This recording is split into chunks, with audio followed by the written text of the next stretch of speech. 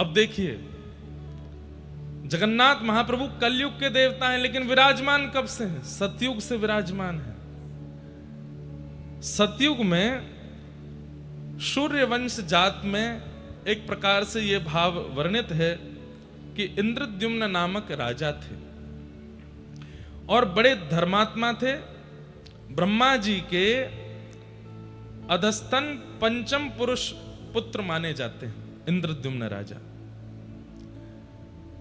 इंद्रद्युम्न राजा का यहां पर स्वरूप इतना सुंदर वर्णन किया गया। वे सत्यवादी हैं, वे सदाचारी हैं, निष्पापी हैं, सात्विक श्रेष्ठ हैं। मतलब ये गुण वो हैं जिन गुणों से ठाकुर जी रीझते हैं। सत्यवादी हैं, सदाचारी हैं, सात्विक निष्ठ हैं, न्याय मार्गी हैं, आत्म तत्व को जानने वाले और ज्ञान चर्चा को बड़े ध्यान से श्रवण करने का आपका स्वभाव है। लेकिन ये सारे लक्षण तो कई लोगों में आपको अनुभव हो जाएंगे। तो एक ऐसा कौन सा विशिष्ट लक्षण है इंद्रद्युम्न राजा का जिससे महाप्रभु जगन्नाथ इतने प्रसन्न हो गए, इतने आसक्त हो गए? तो कहते हैं इंद्रद्युम्न राजा को एक, कह लें कोई अतिशयोक्ति नहीं, एक व्यसन है। काय का व्यसन?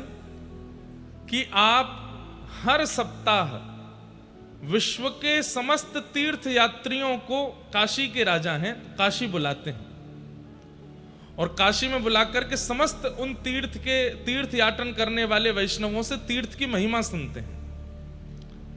आप स्वयं राजा हैं, बार बार सारे तीर्थों में नहीं जा पाते और कई बार राजाओं को तीर्थ यात्रा पर भी जाना होता है तो बहुत व्यवस्थाएं करनी होती हैं, वहां तीर्थ यात्रियों को दिक्कत भी हो जाती है। तो आप क्या करते हैं, अपने नगर में ही समस्त तीर्थ यात्रियों को निमंत्रण देते हैं, बाकायदा पालकी से उनको बुलवाते हैं और सभा में बैठा करके प्रत्येक तीर्थ यात्री वैष्णवों को प्रणाम करते हुए कहते हैं, आप कौन से तीर्थ में दर्शन करने गए? बोले हम तो बद्रीनाथ गए थे। अच्छा, जरा वहां का बताइए ना, कैसा है बद्रीनाथ?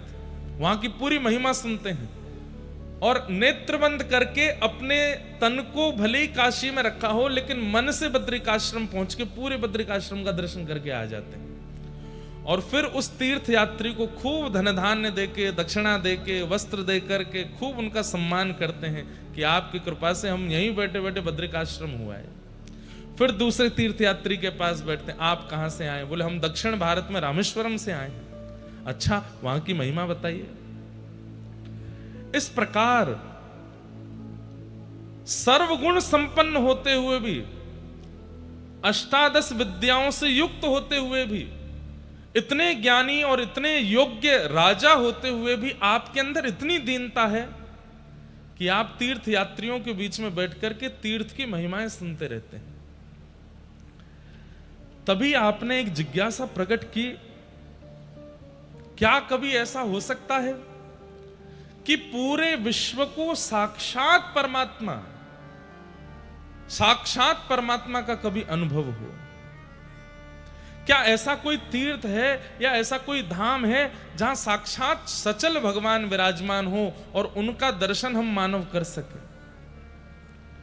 इतनी योग्यता तो हमारे पास नहीं कि हम जप करें, तप करें, साधन करें, यज्ञ करें। करते हैं लेकिन कोई ना कोई भूल तो होती है। हे समस्त तीर्थ यात्रियों, हे समस्त तीर्थों में विचरण करने वाले वैष्णवों, मेरी प्रार्थना है, क्या इस धराधाम पर ऐसा कोई स्थान है? आप सबसे हमारी प्रार्थना, बिल्कुल हिलो डुलो भी नहीं, सब लोग ध्यान से सुनो। कोई ऐसा स्थान है जहां साक्षात परब्रह्म को अपनी चर्म चक्षुओं से हम देख सकें?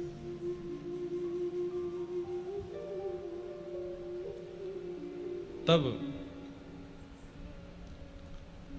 आपने प्रश्न किया कि आद्रतो व्याजहारेदम ज्ञायता क्षेत्र मुक्तमं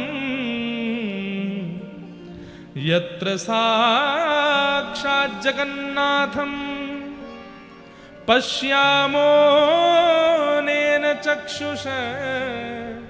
जगन्नाथ केवल इन्हीं को नहीं कहते, परम पुरुष परमात्मा जो इस पूरे जगत का रक्षक है वो जगन्नाथ ही हैं। और इंद्रद्युम्न राजा कहते हैं, क्या कोई ऐसा स्थान है जहां पूरे जगत को चलाने वाले साक्षात पर ब्रह्मनाथ विराजमान हो और हम अपने चरम चक्षुओं से उनको देख सकें? क्या इस पृथ्वी पर ऐसा कोई स्थान है?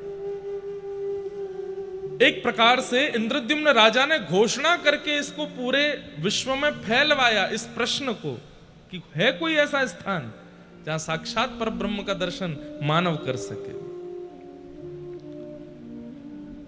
तब एक वृद्ध से परम वैष्णव, परम विद्वान, ललाट पर अति तेज है, ऐसे एक तीर्थयात्री परम वैष्णव महात्मा उस सभा में आए और उन्होंने आकर के कहा, राजन, आपका प्रश्न मुझे प्राप्त हुआ तो मैं दौड़ा चला आया आपके पास।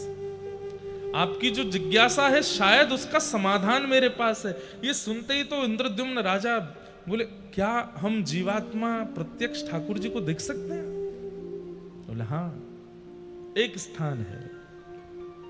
कहां पर? बोले, मैं अपने बाल काल में वहां दर्शन करने गया था। कौन सी जगह है वो? कि औड्र देश इति ख्यातो वर्षे भारत संज्ञके दक्षिणस्योदधिस्तीरे क्षेत्रम श्री पुरुषोत्तमम। औड्र देश यानी कि उड़ीसा। उड़ीसा प्रांत में दक्षिणमुखी दक्षिणस्थ महोदधि यानी कि समुद्र नारायण, उनके तट पर एक क्षेत्र विराजमान है जिसका नाम है श्री पुरुषोत्तम क्षेत्र। ध्यान से सुनिएगा।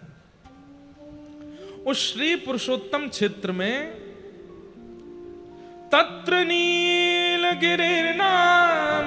समन्तात काननाव्रत एक वन है और उस वन को चारों ओर से वन ने घेरा है। बीच में एक सुंदर सा छोटा सा एक पर्वत है जिसका नाम है नीलगिरी।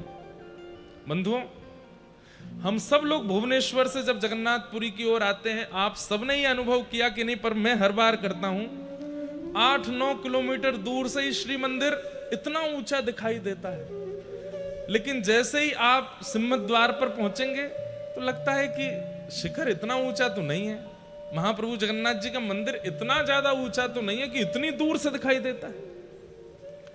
वास्तव में अब आजकल ड्रोन चलते तो हैं, आजकल दर्शन करने की विधा ऊपर से है तो सही, लेकिन देखा जाए तो जगन्नाथपुरी और विशेष रूप से जहां भगवान जगन्नाथ विराजमान है वो श्री मंदिर एक पर्वत के ऊपर है। वो थोड़ा सा पूरी जहां पर हम अभी भी बैठे इससे भी थोड़ा ऊंचाई पर है, वो नीलगिरी पर्वत है। तो तत्र नीलगिरिर्नाम समन्तात काननाव्रत,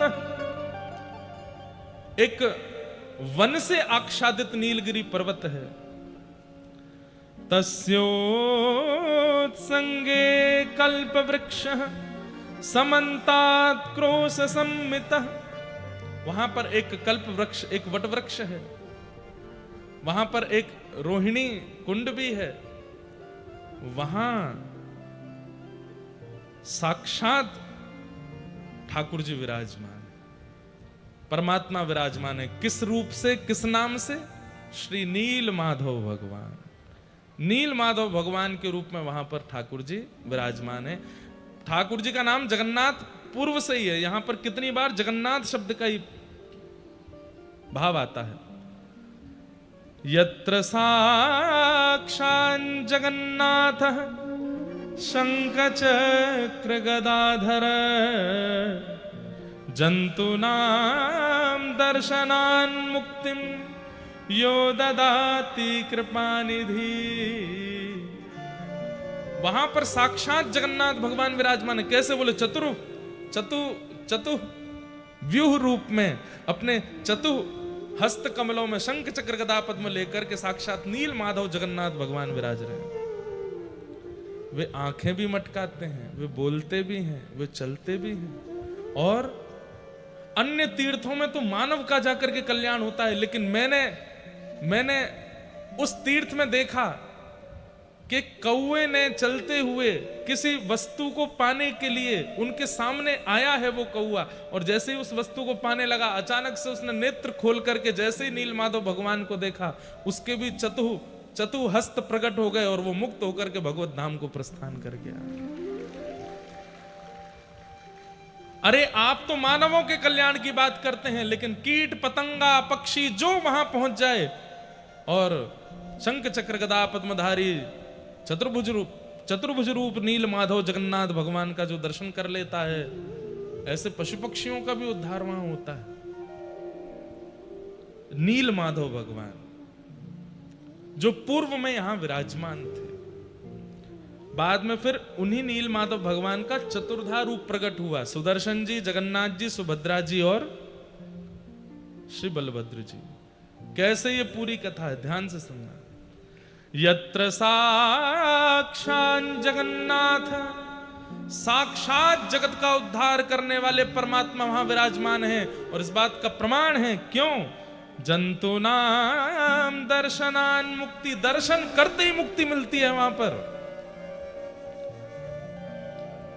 ऐसे धाम का मैंने दर्शन किया है राजन, और मुझे विश्वास है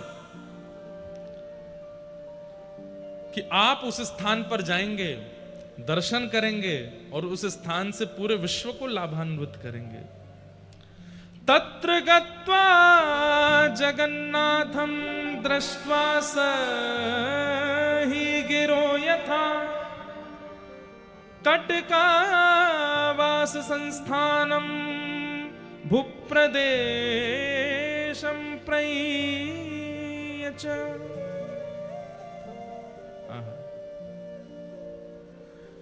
आप कृपा करके उस स्थान पर जाइए।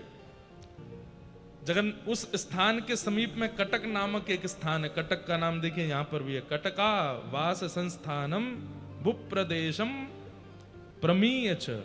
वहां जाकर के आप अपनी पूरी राजसभा को कैसे लेके जाना चाहते हैं, उसकी पूरी व्यवस्था आप कटक में रह करके कर सकते हैं। लेकिन नाथ, आपकी जो जिज्ञासा है वो इसी प्रांत में जाकर के और उन चतुर्धा रूप भगवान का दर्शन करके ही पूर्ण होगी। सुन करके इंद्रद्युम्न राजा के नेत्र सजल हो गए, हस्त कंपायमान होने लगा, प्रेम के सारे लक्षण चित्त में प्रकट होने लगे। आप इतने आनंदित हो गए, आप तो तुरंत जैसे मानो नृत्य करने लगे कि आहा कितनी बड़ी कृपा, मैं साक्षात प्रभु को देखूंगा, साक्षात भगवान का दर्शन करूंगा। बोले हाँ, आप जाके वहां कर सकते। लेकिन राजा का एक प्रोटोकॉल होता है, राजा सीधे सब जगह नहीं जाता। पहले मंत्री जाएंगे, सेनापति जाएंगे, वे जाकर के वहां व्यवस्था देखेंगे और उसके बाद ही मुख्य राजा जा सकता है। क्योंकि आप काशी से आने वाले राजा, सब लोग ध्यान से सुनो, बिल्कुल स्पष्ट रूप से, कोई बाहर की बात नहीं होनी है, केवल जगन्नाथ जी के प्राकट्य की कथा होनी है। ना सोइएगा ना सोने दीजिएगा किसी को, कोई झपकी भी आवे तो कोहनी मार देना, बहुत पुण्य मिलेगा आपको। हाँ बिल्कुल, किसी को भी आलस्य मत करने दो। लेकिन राजा का नियम है। अब देखो, कल भी एक किसी ने प्रश्न किया तो भगवान विरह क्यों देते हैं? विरह देखो अभी कैसा विरह देंगे। इंद्रद्युम्न राजा, आप तो तैयार थे जाने के लिए, लेकिन पूरे राज्यसभा ने निर्णय लिया कि राजन आप पहले नहीं जाएंगे, आप पहले अपने पुरोहित जी को भेजिए।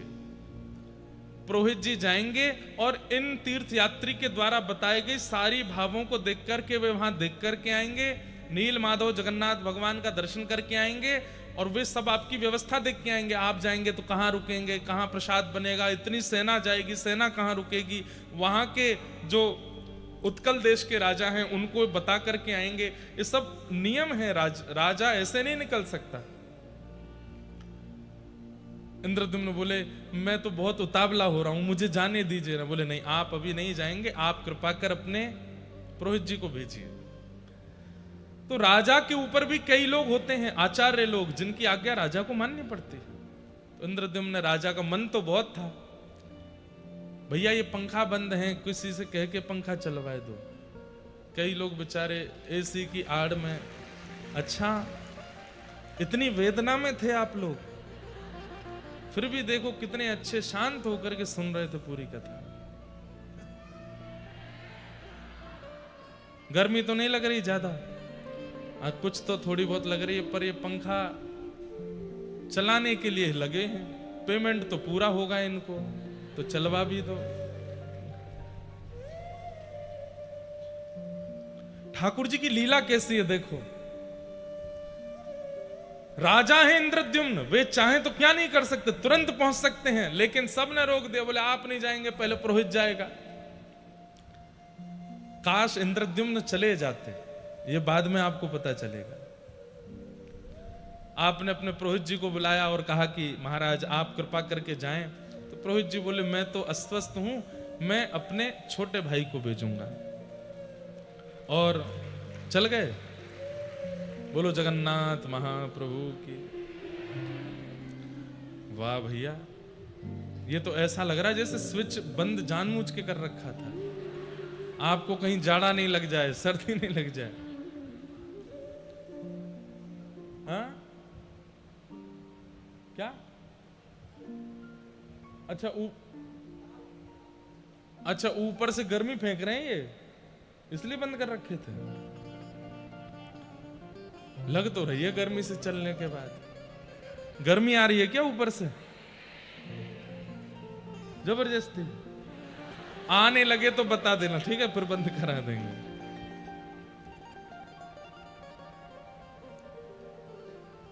थोड़ा सरल सहज भाव में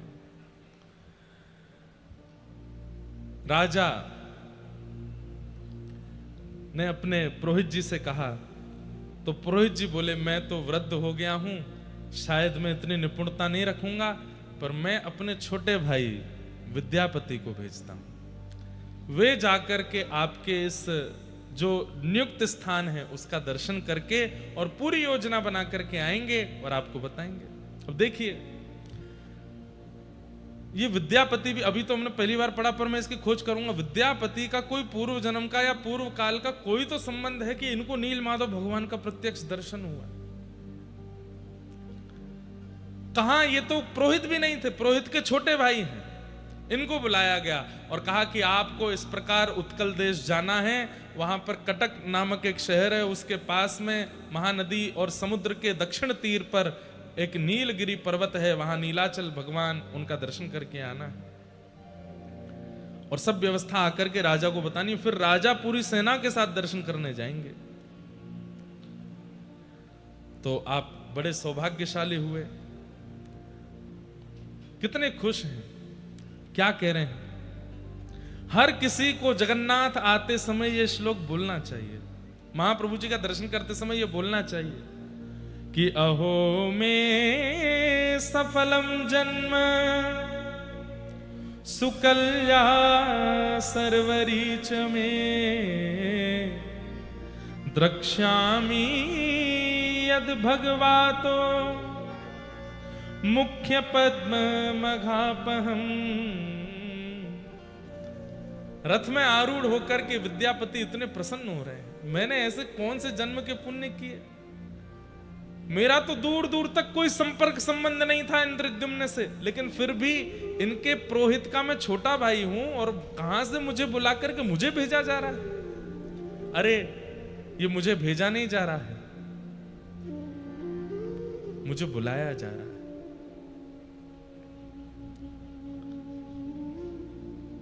कल जब रात्रि में ये भाव पढ़ रहा था, इंद्रद्युम्न राजा जब विद्यापति को जाते हुए देख रहे हैं तो इंद्रद्युम्न को लग रहा है कि मैं राजा क्यों हूं, मैं विद्यापति क्यों नहीं, शायद मैं जाता।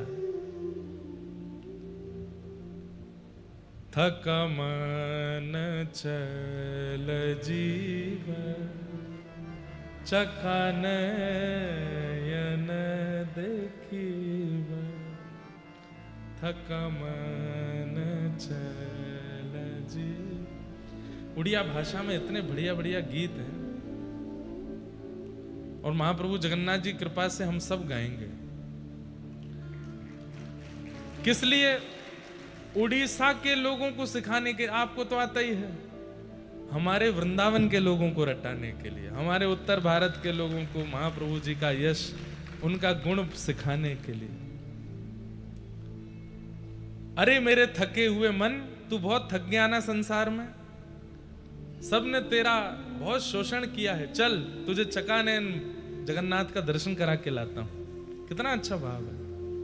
थका मन चल जीव चकानैन देखीब, थका मन। अगर हो सके तो इसको हिंदी में लिख के हमको दे दें तो हम गा देंगे। कब? बैठे बैठे क्या कर रहे हो, अभी लिखो।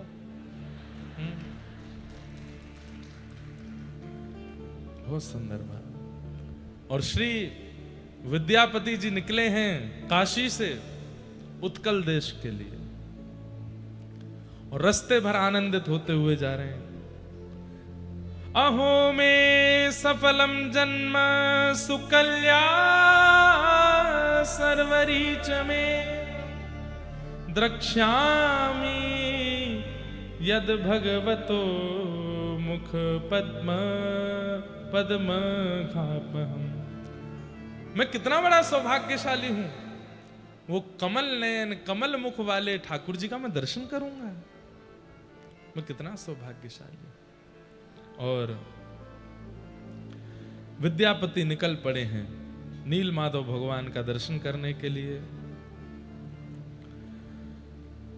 आप चलते चलते रास्ते भर आनंदित करते हुए आ रहे हैं।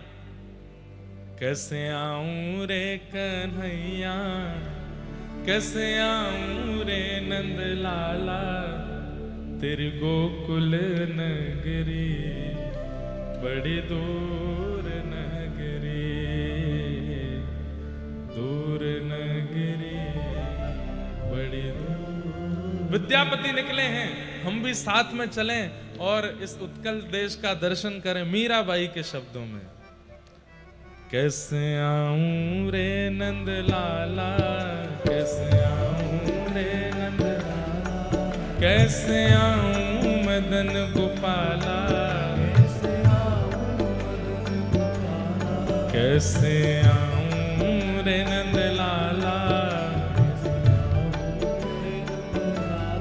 कैसे आऊं मदन गोपाला,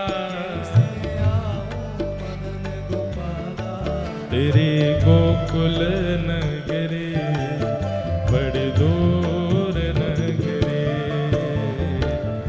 दूर नगरी बड़ी दूर नगरी, दूर।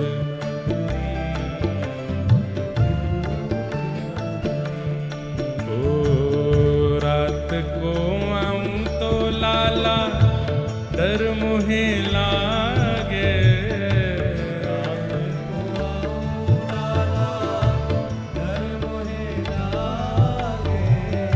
रात को आऊं तो कान्हा डर मुहे लागे, रात को आऊं तो कान्हा डर मुहे लागे, दिन को आऊं तो देख सारी नगरी बड़ी दूर नगरी, हो दिन को आऊं तो देख सारी नगरी। गाइए, दूर नगरी बड़ी दूर नगरी, दूर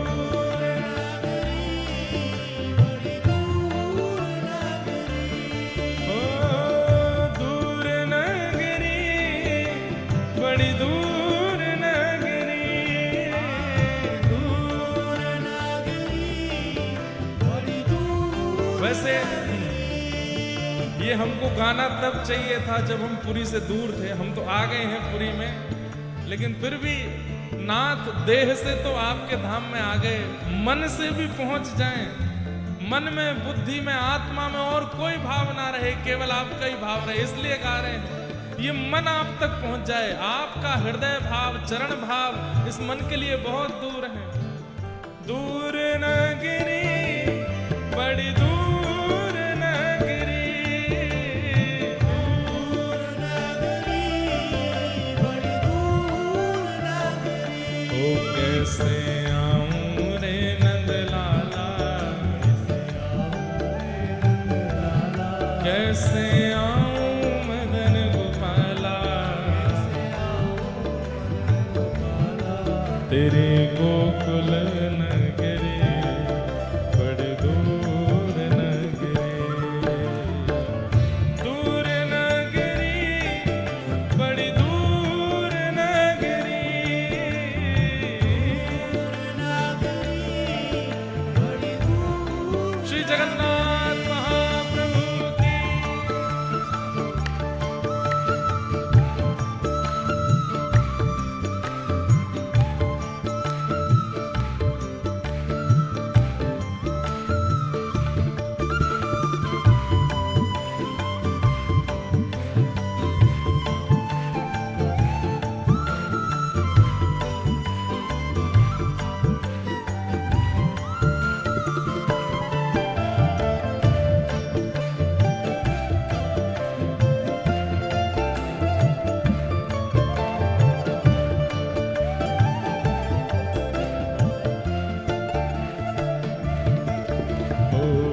इत मथुरा उत गोकुल नगरी, इत मथुरा उत गोकुल नगरी, इत मथुरा उत गोकुल नगरी, इत मथुरा उत गोकुल नगरी। ओ बीच बहे यमुना गहरी, बड़ी दूर नगरी। ओ बीच बहे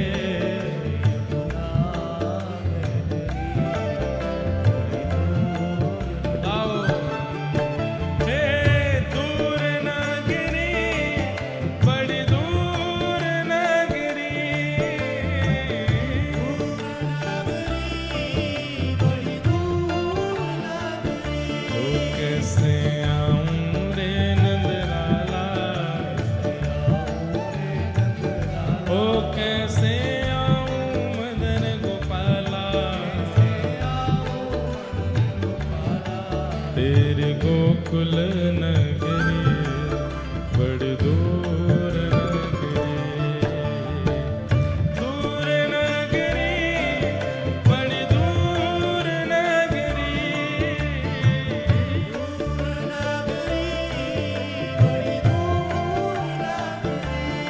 ओ मीरा कहे प्रभु गिरधर नागर, मीरा कहे प्रभु, मीरा कहे प्रभु गिरधर नागर, मीरा कहे प्रभु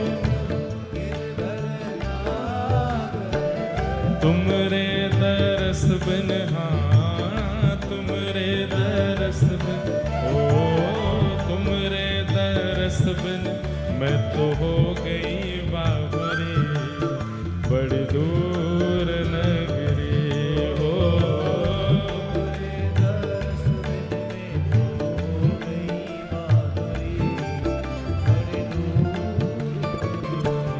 हे दूर नगरी, बड़ी दूर नगरी,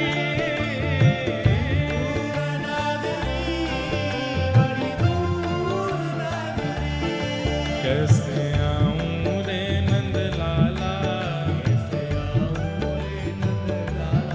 अच्छा, बहुत सारे लोग तो यहाँ पहुंच गए, पर बेचारे बहुत अब भी रो ही रहे हैं आप लोगों को देख के कि ये पहुंच गए, हम नहीं गए।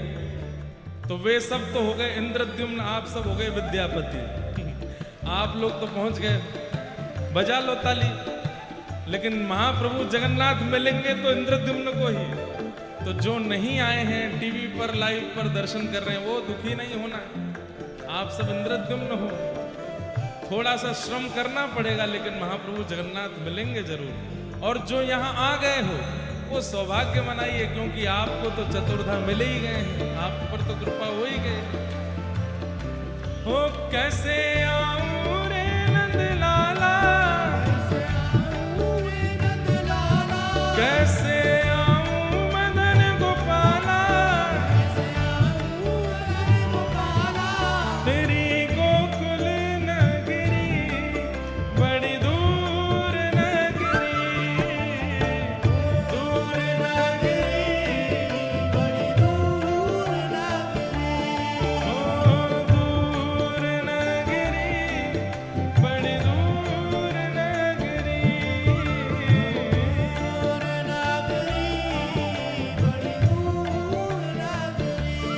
कैसे आऊं रे नंदलाला,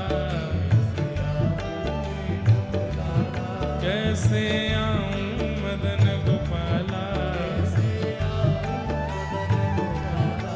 तेरी गोकुल नगरी बड़ी दूर नगरी,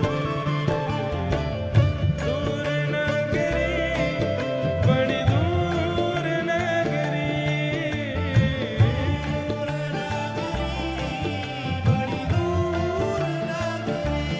ओ दूर नगरी बड़ी दूर नगरी, बड़ी दूर नगरी, बड़ी दूर,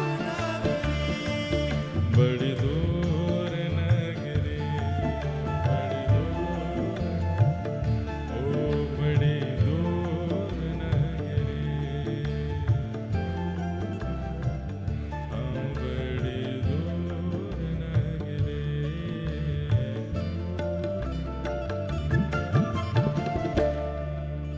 थका मन चल जीवा, चकानयन देखीब, थका मन चल, चकानयन देखीब, शंखनाभिमंडलारे बेनी नेत्र पखलीब, थकानन चल जीव, चकानयन देखीब। विद्यापति जा रहे हैं। जैसे ही विद्यापति ने उत्कल प्रांत में प्रवेश किया, कई यहां पर वर्णन किए गए, लेकिन इसमें सबसे ज्यादा आश्चर्यजनक बात जो थी, श्री क्षेत्र में प्रवेश करते ही उन्होंने क्या अनुभव किया। शंख चक्र गदा पद्म धारिणो दद्रशे नरान। आप लोगों को आश्चर्य होगा लेकिन यह बात वास्तविक है। विद्यापति जी क्या देख रहे हैं कि श्री क्षेत्र में प्रवेश करते ही जो भी दिख रहा है सबके शंख चक्र गदा पद्म, सब चतुर्भुज रूप में है। हमें आपको नहीं पता चल रहा है पर हम भी अभी इस वक्त चतुर्भुज रूप हैं। इस वक्त हम सब चतुर्भुज हैं। दो भुजा हमारी ये हैं, दो दिख नहीं रही हैं, ठाकुर जी को दिखती हैं वो, या फिर कोई श्रेष्ठ जन हो उनको दिखती हैं। श्री क्षेत्र में हर व्यक्ति चतुर्भुज रूप हो जाता है। शंख चक्र गदा पद्म धारिणो दद्रशे नरान् जन्मांतरितमात्मानं बुबुधे दिव्य रूपिणम। सब दिव्य रूप में दिखाई दे रहे हैं। अरे पशु पक्षियों के भी चार चार भुज हैं, मानवों के भी चार चार भुज हैं। और ये सब दर्शन करके तो विद्यापति मानो सबको प्रणाम करने लगे। नीलाचल धाम में, इस श्री क्षेत्र में सब प्रणम्य हो गए, सबको वंदन करने लगे। अच्छा एक बात, कई बार ना लोगों के मन में एक प्रश्न आ जाता है कि श्री जगन्नाथपुरी में कई लोग बड़े अनधिकारी कर्म भी करते हैं। समुद्र के तट पर चले जाओ, इतनी दुर्गंध आती है कई बार, मच्छी आदि भी खा जाते हैं और भी कुछ बहुत कुछ होता है।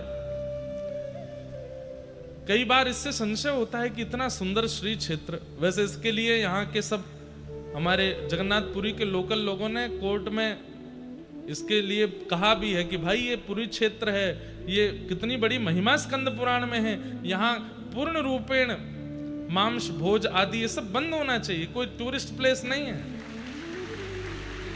ये श्री क्षेत्र है, महाप्रभु जगन्नाथ जी का क्षेत्र है, यहां पर पूर्ण रूपेण वर्जित और इसका पूर्ण दायित्व उड़ीसा की गवर्नमेंट का होना चाहिए कि यहां ये सब कार्य ना चले।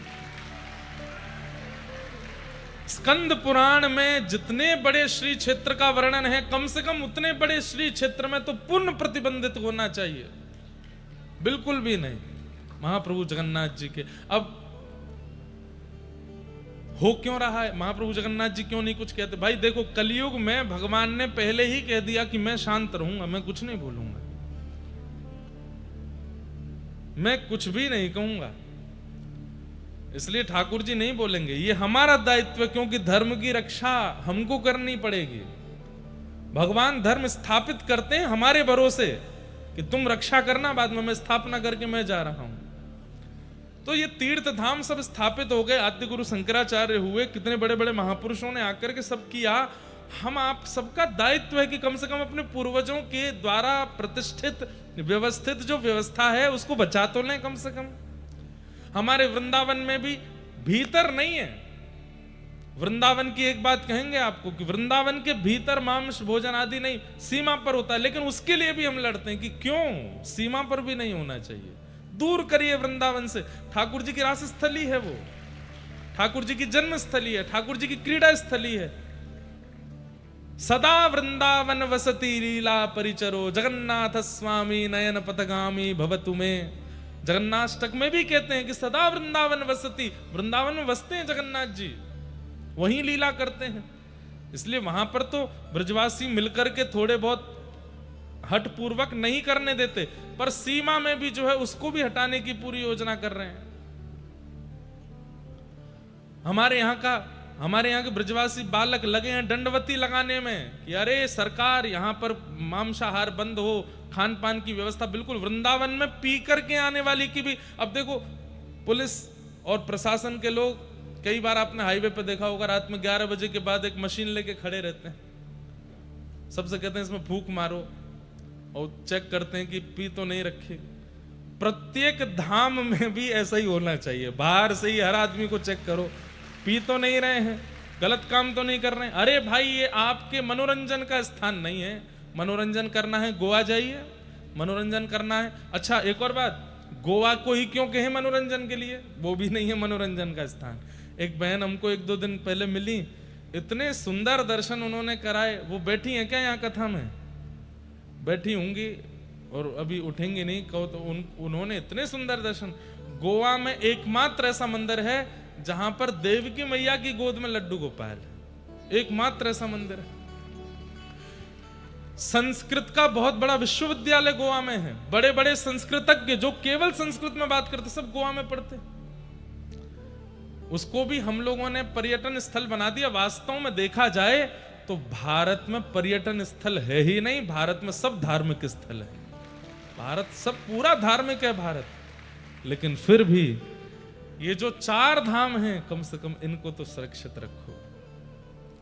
कभी कभी बहुत पीड़ा होती है कि समुद्र किनारे क्यों होता है ऐसा।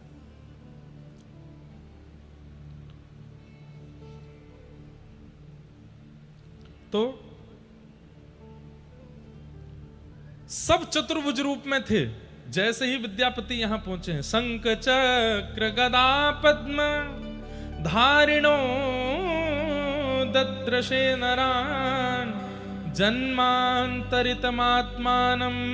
बुबुधे दिव्य रूपिणम। सब दिव्य रूप में दिख रहे हैं। आहा, देख करके विद्यापति जी ने सबको प्रणाम किया। तभी इस श्री क्षेत्र में सवर लोगों का निवास था।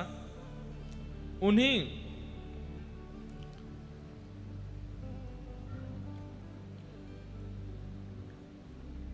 सबर जाति के लोगों में विश्ववसु नाम के एक सबर थे, जो कि उनके मुखिया थे, जो नील माधव भगवान की सेवा करते थे। आपने जब देखा कि आश्चर्यचकित होकर के एक विद्यापति घूम रहे हैं, सबको देख रहे हैं, सब जगह हाथ जोड़ रहे हैं, दर्शन हो नहीं रहे ठाकुर जी के, मानव ही चतुर्भुज रूप में दिख रहे हैं, बड़े व्याकुल स्थिति में दिखाई दे रहे हैं, सब जगह ढूंढा ठाकुर जी नहीं दिखे, तो व्याकुल स्थिति में देखा जब विद्यापति जी को, तो सबर प्रजा के जो मुखिया हैं विश्ववसु, जो कि नील माधव भगवान की सेवा करते थे, उन्होंने जब आपको देखा तो आकर के उनसे पूछा कि कुतः समागतो विप्र काननान्तः सुदस्तरम् शुश्रूत्परितः शान्तश्च सुखमत्रास्त्रयतां चरिम्। हे महाराज, आप कहां से आए हैं विप्रवर, और आपके मुखमंडल को देख करके लगता है आप भूखे प्यासे हैं, थोड़े से असहज भी लग रहे हैं, और इतने दुर्गम कानन में, इतने दुर्गम वन में आप भीतर प्रवेश कैसे कर गए? हे नाथ, आप कहां से आए हैं, कृपा कर हमें बताइए। तब विद्यापति जी ने अपना परिचय देते हुए कहा कि मैं विद्यापति हूं, आदि आदि देश से आया हूं, यहां पर नील माधव भगवान का दर्शन करने। अब देखो, यहां पर भी एक कथा सुनाई जाती कि विद्यापति जी जो हैं वो आए, आकर के फिर मैंने भी एक बार सुनाई थी, लेकिन फिर स्कंद पुराण से स्पष्ट हुआ कि वो कथा है नहीं। क्या नाम था उनकी? हाँ, उनकी एक ललिता नाम की पुत्री थी, उससे इनका विवाह हो गया था, और फिर ये वो जो विश्ववसु थे, ये ऊपर दर्शन करने जाते थे, किसी को लेके नहीं जाते थे। एक बार विद्यापति जी पीछे पीछे सरसों लेकर के गए, दाने गेरते गए, वही दाने जो है एक दिन पुष्प बन गए, जाकर के नील माधव भगवान को ले आए, ऐसा। पर वो कथा नहीं है, स्कंद पुराण में नहीं है। जो पुरुषोत्तम क्षेत्र का महात्मा, उसमें ये कथा नहीं है। अब इसमें भी यही भाव है कि कोई रचनाकारों ने सुंदर कथा करने के लिए, लोक कथा बनाने के लिए ये कथा प्रस्तुत की, लेकिन मूल कथा क्या है? उन्होंने स्पष्ट बता दिया कि मैं नील माधव भगवान का दर्शन करने आया हूं, और हमारे यहां एक तीर्थयाटन करने वाले ने आकर के इंद्रद्युम्न राजा को बताया कि इस प्रकार नील माधव भगवान हैं और उनका आप दर्शन करो। तो उनका दर्शन बिल्कुल साक्षात परमात्मा के दर्शन के समान है। इंद्रद्युम्न राजा का नाम सुनते ही जो विश्ववसु सवर थे, वे बोले, अरे इंद्रद्युम्न राजा, इनके बारे में तो हमने सुना है, इनके बारे में तो हम बचपन से सुनते आए हैं, और हम लोगों ने यह भी सुना है कि एक राजा इंद्रद्युम्न नाम का आएगा, यहां आकर के इस पूरे तीर्थ क्षेत्र को अद्भुत बना देगा, और उनके आते ही यहां पर 4 रूपों में ठाकुर जी विराजमान होंगे। कैसे? कि इष्ट्वा दारुमयं विष्णुं चतुर्धा स्थापयिष्यति अस्य चेत् भाग्य मुत्पन्नं ब्राह्मणस्य तिथिर्भृशम्। हमने तो उनका सुना है कि वे यहां आएंगे और उन पर ठाकुर जी कृपा करेंगे, तब वही इस पूरे तीर्थ का उद्धार करेंगे, और भगवान को चतुर्धा रूप में दारुमयम। अब दारुमय का 2 अर्थ होते हैं। दारू लकड़ी को भी कहते हैं, लकड़ी के ठाकुर जी, लेकिन हम ऐसा अर्थ क्यों करें? तो दारू शब्द का अर्थ कल्याण करने वाले, जो सबका कल्याण करते हैं, चाहे मानव हो, चाहे जलचर हो, चाहे थलचर हो, चाहे पक्षी हो, पशु हो, सबका कल्याण करने की जिनकी सद्भावना है, स्थिति है, उन्हें दारू में भगवान कहते हैं। जो सबका कल्याण करने के लिए ही आए हैं, इसलिए दारू में जगन्नाथ। तो हमने तो उनके बारे में सुन रखा है, और हम सब जानते हैं कि वे आकर के यहां पर इस पूरे तीर्थ का उद्धार करेंगे। ये सुनकर के विद्यापति तो बड़े प्रसन्न हो गए। अरे ठाकुर जी ने पहले ही चुन रखा है, कृपा कर मुझे नील माधव भगवान का दर्शन करा दो। बोले हाँ चलो। तब आप उनको लेकर के पर्वत के ऊपर गए हैं और वहां एक विशेष गुफा थी। उस गुफा के अंदर नील कांति पूरे गुफा को आच्छादित कर रही है और तभी आप जाकर के वहां दर्शन करते हैं। आहा, अद्भुत ठाकुर जी विराजमान है, हंस रहे हैं मंद मंद। ठाकुर जी की दतुइयां दिख रही हैं, आंखों की पलकें चला रहे हैं, मंद मंद मुस्का करके देख रहे हैं, हाथें घूम रहे हैं, पैर भी चल रहे हैं। ठाकुर जी स्थिर नहीं है, चलते फिरते साक्षात नील माधव भगवान का दर्शन किया। बोलो नील माधव भगवान की। और यहां पर हाथ जोड़िए, विद्यापति ने स्तुति गाई है। नमस्ते कमलाकांत, नमस्ते कमलानन, नमः कमलपत्राक्ष त्राहि मां पुरुषोत्तम। नमस्ते नमः कमलपत्राक्ष त्राहि मां पुरुषोत्तम। हे कमलाकांत लक्ष्मीपति भगवान, मैं आपको प्रणाम करता हूँ, आपको नमस्कार करता हूँ। आपका ये कमल सा मुख देख करके मैं बहुत आनंदित हो रहा हूँ। मैं आपको पुनः प्रणाम करता हूँ। हे कमल दल लोचन, कमल के समान आपके नेत्र हैं। आपको बारंबार प्रणाम करता हूँ। मुझ पर कृपा कीजिए, मेरी रक्षा कीजिए। दर्शन करके महाराज निहाल हो गए और अब तो विद्यापति इतने प्रसन्न हो रहे हैं कि मैं कब पहुंच जाऊं काशी और जाकर के इंद्रद्युम्न राजा को पूर्ण समाचार दे दूं और जाकर के उनको बता दूं कि आप चलिए, चल करके ठाकुर जी का मधुर दर्शन कर लीजिए।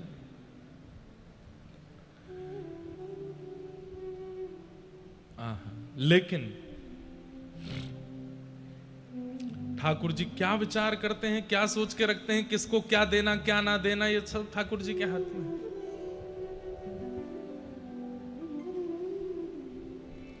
केवलम माधवम तत्र न द्रक्ष्यति महिपति, अचिरा देव भगवन्यस्त वर्णवालु कयाव्रत। ठाकुर जी इंद्रद्युम्न राजा को दर्शन नहीं देंगे, जबकि वो इतने व्याकुल हैं। वर्णन आता है कि जब विद्यापति निकले हैं दर्शन करने के लिए नील माधव भगवान के, तो वहां दूर काशी में बैठे हुए इंद्रद्युम्न राजा व्रत कर रहे हैं, निर्जला रह रहे हैं, केवल बहुत कहने पर फलाहार कर लेते हैं और ना सो रहे हैं ना बैठ रहे हैं, बस प्रतीक्षा कर रहे हैं कि कब लौट करके आएंगे विद्यापति, कब आकर के मुझे पूर्ण बात बताएंगे वहां की। काशी से कितना दूर है यहाँ पर, और उस समय जब रथ से आना हो तो कितने दिन लगे होंगे यहाँ आने में। तब तक जब तक विद्यापति लौट करके नहीं आ गए, इंद्रद्युम्न राजा सोए नहीं है, बस बैठे हैं, प्रतीक्षा कर रहे हैं। प्रीतम तू मोहे प्राण ते प्यार। कोई प्राण प्रिय हो जाता है ना, तो सबसे पहला उसके साथ क्या होता है, भूख चली जाएगी। कोई प्राण प्रिय हो जाता है ना तो प्यास चली जाती है, कोई प्राण प्रिय हो जाता है तो निद्रा चली जाती है। ये वो वस्तु हैं जिनके बिना हम रह ही नहीं सकते, लेकिन प्राण प्रिय कोई हो जाता है तो ये तीनों समाप्त हो जाते हैं।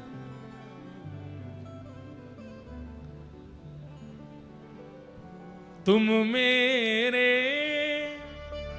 नैनन में बसत नित, तुम मेरे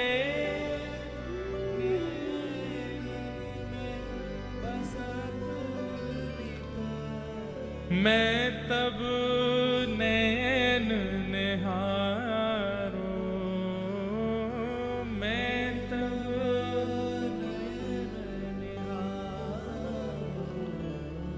प्रीतम तू मोहे प्राणंत प्यारो, प्रीतम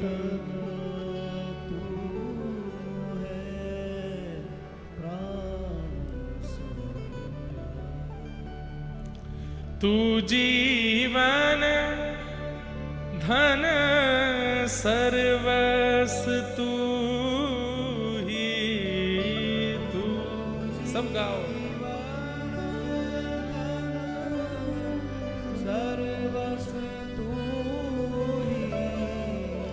तू जीवन धन सर्वस तू ही, तू जीवन सर्वस तू ही द्रगन को तारो, तू ही द्रगन को तारो। प्रीतम राधा रमण जगन्नाथ तू मोहे प्राणंत प्यारो, जगन्नाथ तू मोहे प्राण सो। ये पद एक ही पंक्ति बहुत लोगों ने लिखी है। ये नारायण प्रभु जी का पद है। क्या कह रहे हैं, कितनी सुंदर बात है। जो तो कु पल भर ना निहारूं, जो तो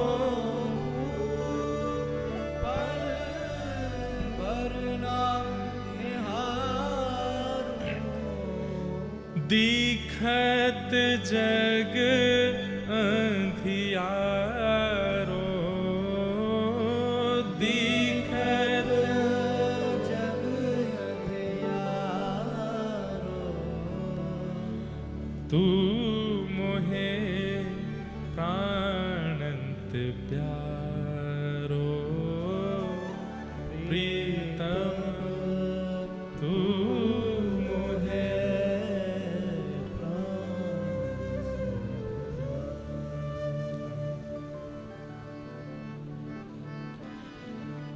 तो इंद्रद्युम्न राजा कितने व्याकुल हैं, लेकिन ठाकुर जी की लीला अद्भुत है। विद्यापति नील माधव भगवान का दर्शन करके सब व्यवस्थाएं देख के कहां राजा आएंगे, कैसे आएंगे, यहां के तत्कालीन राजा को सूचना कर दी कि काशी के नरेश यहां आ रहे हैं, आदि आदि सब बता दिया। लेकिन जैसे ही विद्यापति यहां से लौट करके गए, समुद्र में उफान आने लगे, जोर की बारिश होने लगी, तेज हवा चलने लगी, और समुद्र के तट की जितनी भी ये स्वर्णमयी बालू है, नीलाचल धाम की स्वर्णमयी बालू, वो सब बवंडर के रूप में बहने लगी और उड़ते हुए नील पर्वत पर गई है। सब देख रहे हैं, सबके आंखें खुली रह गई, सब सबर लोग देख रहे हैं ये क्या हो रहा है, ऐसा ऐसा तूफान, ऐसा बवंडर पहले तो कभी नहीं आया। और देखते ही देखते उस गुफा में विद्यमान नील माधव भगवान अंतर ध्यान हो गए। यहां विद्यापति सब समाचार लेके चले गए हैं और यहां से ठाकुर जी अंतर ध्यान हो गए, अंतर ध्यान हो गए। विद्यापति कुछ दिन के पश्चात, अच्छा कहते हैं कि जब नील माधव भगवान अंतर ध्यान हो रहे थे तो एवं प्रलपताम तत्र सर्वेषां त्रिदिवौकशाम अशरीरा तदावणि पुनः प्रादुर्भुवः। जब नील माधव भगवान अंतर ध्यान हो रहे थे तो आकाश में ब्रह्मा जी, रुद्र, नारद, सनकादि सब प्रकट हो गए और सब रुदन करने लगे, हे नाथ आप कहां जा रहे हैं, आप क्यों अंतर ध्यान हो रहे हैं, ये लीला क्यों कर रहे हैं। तब मंद मुस्काते हुए भगवान बोले, ये मेरी लीला है, मैं पुनः आऊंगा, अभी मेरा जाना अनिवार्य है। और ठाकुर जी अंतर ध्यान हो गए, ठाकुर जी अंतर ध्यान हो गए। सब देखते रह गए और ठाकुर जी यहां से प्रस्थान कर गए। ऐसे नील माधव भगवान का दर्शन करके जब विद्यापति लौट करके गए हैं,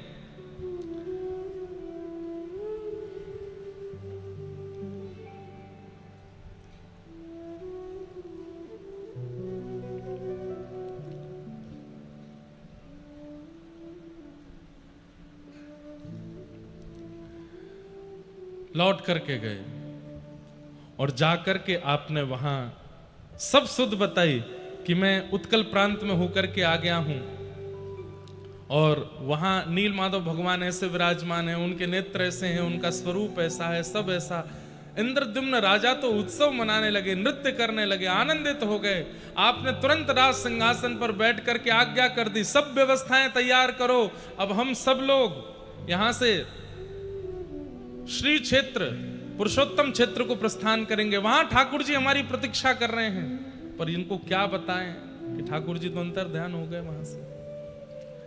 कहते हैं बड़े बड़े मुनि, बड़े बड़े ऋषि, सबको आपने निमंत्रित कर दिया कि सब आ जाइए, हम सब जाएंगे और जाकर के वहां नील माधव भगवान का दर्शन करेंगे, उन्हीं के साथ रहेंगे, आनंदित होंगे। इस प्रकार सब भावनाएं होने लगी।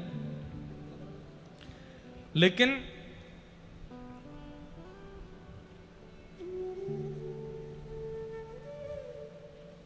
सब व्यवस्था हुई और आपने पूरे नगर को बुला करके आज्ञा कर दी कि मैं अब यहां से प्रस्थान कर रहा हूं, आप में से जो भी मेरे साथ आना चाहें वो चल सकते हैं, और मैं जाके दर्शन करके लौटूंगा ऐसी अब मेरी भावना नहीं। अब तो मैं जाकर के दर्शन करूंगा और फिर सदा उन्हीं के पास रहूंगा, नील माधव भगवान के पास ही रहूंगा। तो मैं इसी भावना से जा रहा हूं कि मैं लौट करके नहीं आऊंगा। एक नगर का, एक देश का राजा ऐसी आज्ञा कर दे तो देश के लोग कहां जाएं? फिर सब संगी चलेंगे। सब ने अपने बोरिया बिस्तर बांधे, बैलगाड़ियों में लगा लिए, कोई सब प्रकार से बड़े बड़े वेदज्ञ, बड़े बड़े ऋषि, बड़े बड़े महात्मन सब इंद्रद्युम्न राजा के संग हो लिए। राजा बड़े प्रसन्न हैं, नाचते गाते हुए, आनंद करते हुए, उत्सव मनाते हुए सब आ रहे हैं श्रीपुरी क्षेत्र के लिए, नील माधव भगवान का दर्शन करेंगे। आहा,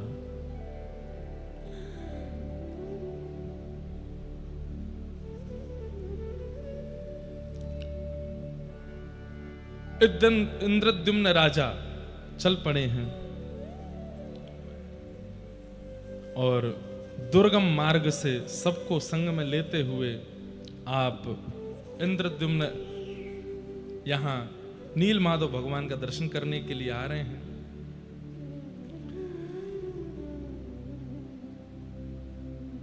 और यह भी बताया था विद्यापति जी ने आकर के कि वहां तो प्रचार है इस बात का, पहले से ही ये बात वहां घोषित हो गई है कि आप वहां जाएंगे और वहां जाकर के ठाकुर जी का सुंदर स्थापन करेंगे।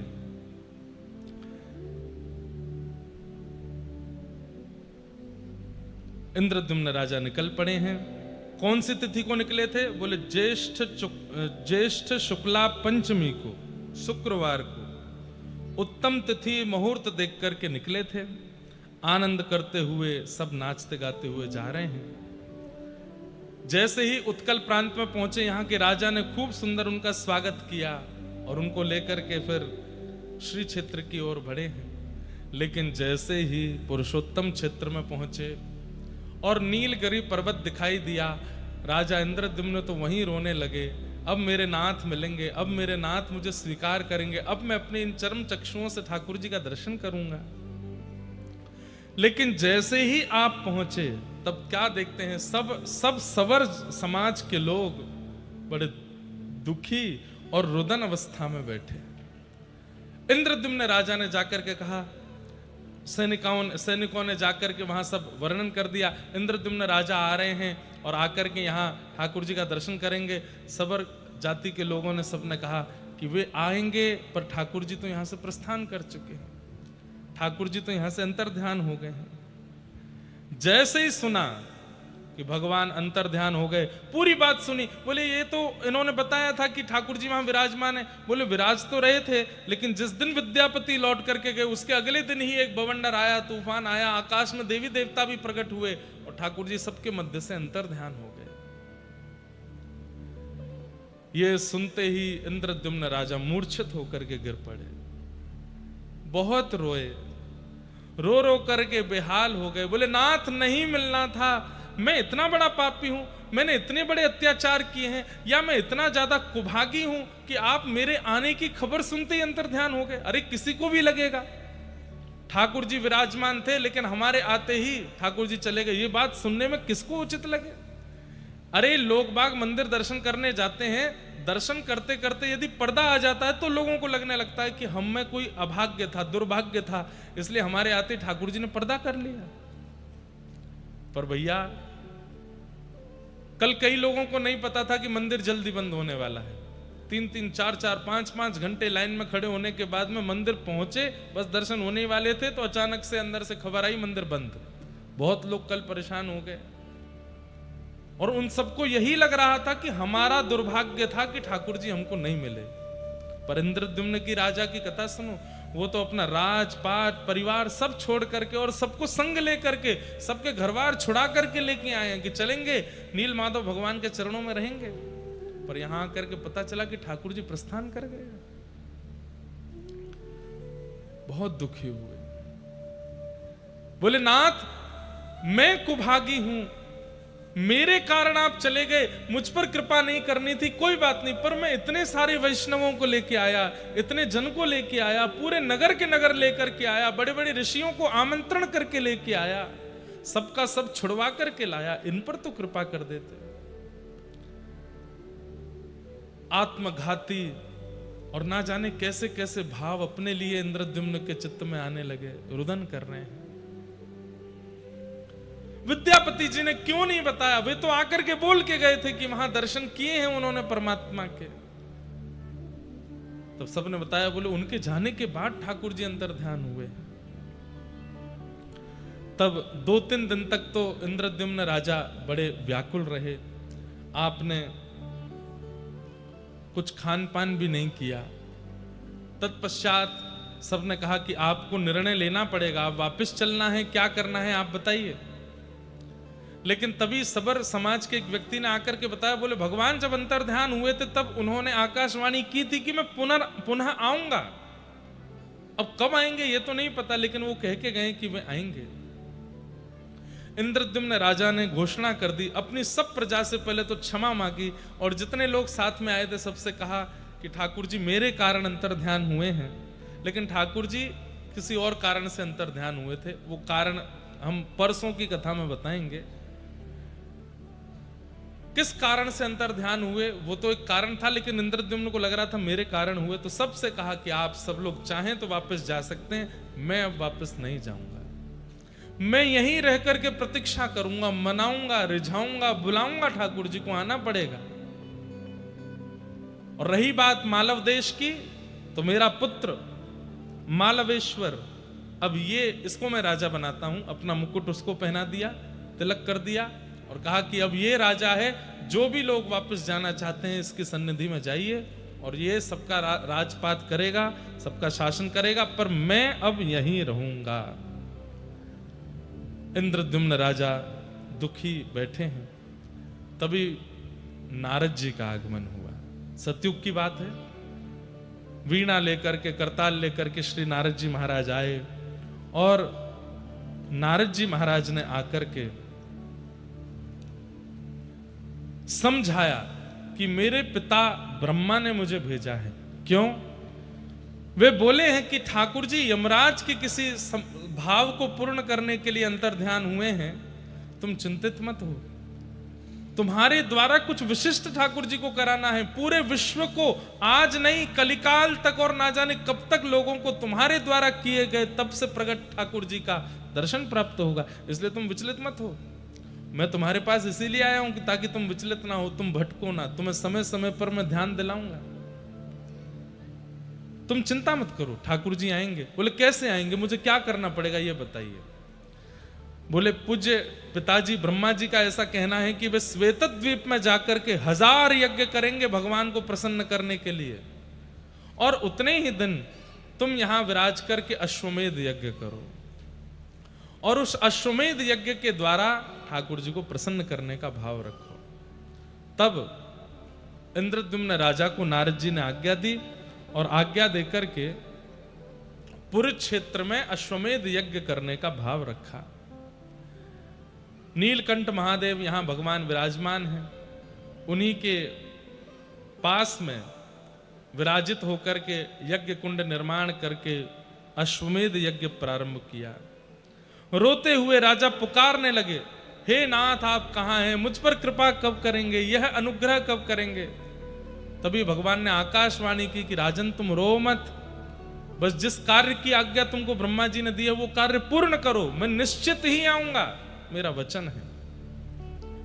अश्वमेध यज्ञ हुआ।